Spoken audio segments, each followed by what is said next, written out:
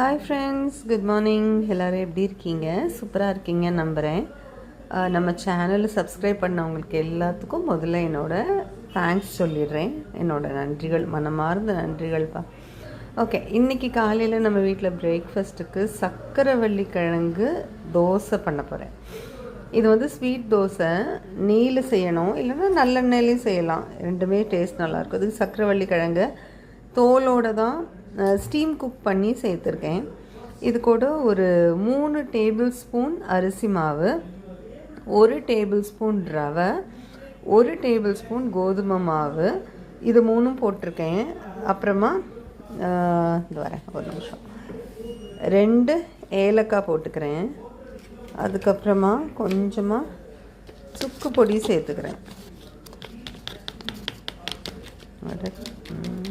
போடலாம், நல்லாவே போடலாம். வெல்லம் போட்ட ஐட்டம் எல்லாத்துக்குமே சுக்கு பொடி நல்லாயிருக்கும். சக்கரவள்ளி கிழங்கு தோசைக்கு அரைச்ச மாவில் நான் ஒரு 1/2 கப்புக்கு மேலே, ஒரு 3/4 கப் அளவுக்கு துருவின தேங்காய் சேர்த்து அரைச்சிருக்கேங்க. அது ஒன்று தான் எக்ஸ்ட்ரா நான் உங்ககிட்ட சொல்ல மறந்தது. இப்போது இதுக்கு மேலே கொஞ்சமாக ஒரு ஃப்ளேவருக்காக வேண்டி வறுத்த வெள்ளை எள்ளு இதை நான் சேர்த்துக்கிறேங்க. இது நல்லா பொரிஞ்சு வரும்போது ஃப்ளேவர் சூப்பராக இருக்கும் சாப்பிட்றதுக்கு. ஸோ எள்ளும் நல்லது தான் உடம்புக்கு. ஸோ வெள்ளை எள்ளு சேர்த்துக்கிறேங்க. நல்லெண்ணெயும் நெய்யும் கலந்து வச்சுருக்கேன். அது தான் நான் இந்த தோசை செய்கிறதுக்கு யூஸ் பண்ணுறேன். ஸோ இப்படி தாங்க நான் செய்கிறேன். ஒரு நிமிஷம்.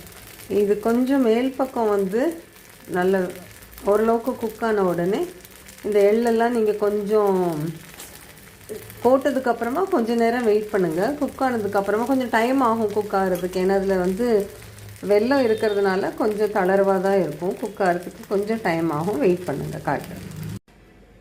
ஹாய், பார்த்தீங்களா? இப்படி தான் வந்திருக்குங்க நம்ம வீட்டில் சக்கரவள்ளி கிழங்கு தோசை. இது கொஞ்சம் திக்காக நான் செய்வேன். ஏன்னா மிடில் நல்லொரு சாஃப்ட்னஸ் இருக்கும். ஆனால் இந்த பொரிஞ்ச இடம்லாம் நல்ல கிறிஸ்பியாக வரும். ஸோ அந்த ஒரு டெக்ஸ்சருக்காக நான் இப்படி செய்வேன். மேலே இந்த வெள்ளை எள்ளு தூவிருக்கேன் பாருங்கள். அது ஹெல்த்துக்கும் நல்லது. ஒரு அப்பீல் கொடுக்கும். ஒரு பார்க்கும்போது இது ஒரு இன்ட்ரெஸ்டிங்காக இருக்கும். டேஸ்ட்டில் இந்த வாசனை, எள்ளோட வாசனையும் தெரியும் போது ரொம்ப நல்லாயிருக்கும். ட்ரை பண்ணி பாருங்கள். மஸ்ட்டு ட்ரை ஐட்டம்ங்க. என்னோடய ரெக்கமெண்டேஷன். நீங்கள் கண்டிப்பாக ட்ரை பண்ணி பாருங்கள்.